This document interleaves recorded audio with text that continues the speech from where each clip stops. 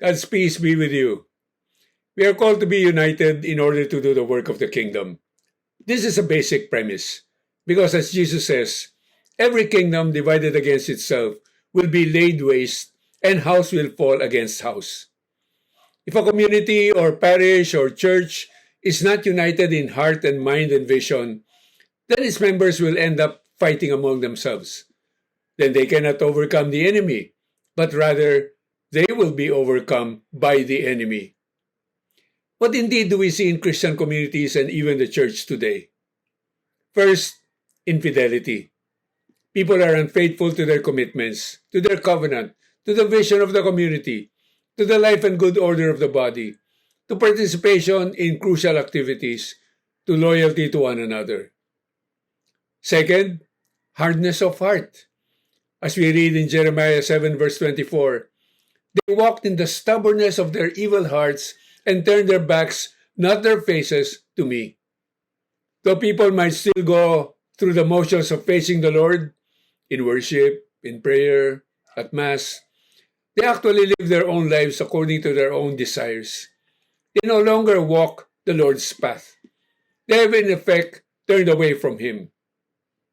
Third, being not attuned to God's mind and direction. Again in Jeremiah we read, "But they did not listen to me, nor did they pay attention." People have often enough heard what is God's call and way of life, but they persist in worldly activities that detract from their walk to holiness. They persist in such divisive practices as lying, maligning, gossiping, agitating against leaders, rivalry, envy, unforgiveness, selfishness, disobedience to authority, forming factions. How do we overcome disunity? It is when we focus on God. It is when we decide to be obedient to God. It is when we seek God and present ourselves as humble servants. It is what God has always told His people in Jeremiah 7 verse 23, "Listen to my voice, then I will be your God and you shall be my people. Walk exactly in the way I command you so that you may prosper." We are to listen to God. As we understand and learn, we are to accept His ways and His directions without any reservation. Oftentimes, God gives us very challenging and difficult directions or tasks. We are to obey in expectant faith and unwavering hope. This is how we can truly be His people, guided and cared for and blessed by Him. As it says in Psalm 95 verse 7, "For He is our God, we are the people He shepherds, the sheep in His hands." What a wonderful, reassuring picture that is. When we walk exactly as He commands, then we prosper. Then we overcome the enemy. The choice to us is simple. Are we with God or not?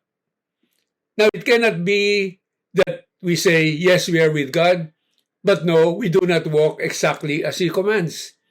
It is just either or. It is black or white, with no gray areas. You're either hot or cold, not lukewarm. Jesus says it this way, "Whoever is not with me is against me." We may vehemently deny that we are against God, but if we are not fully submitted to Him, then we will indeed be against Him. We cannot be used for His purposes. We even end up aiding and abetting the enemy. Now, when it comes to the work of the kingdom, the same principle applies. As Jesus says, "Whoever does not gather with me scatters." If we are not doing the work of gathering the lost sheep, then we participate in the work of the enemy of scattering them. If we do not work at unity among ourselves so that we are gathered as one flock and one army, then we ourselves are scattered and become easy prey to the enemy. It is time to decide. Are we really for God? Are we really ready to do His work? Oh, that today you would hear His voice. Do not harden your hearts.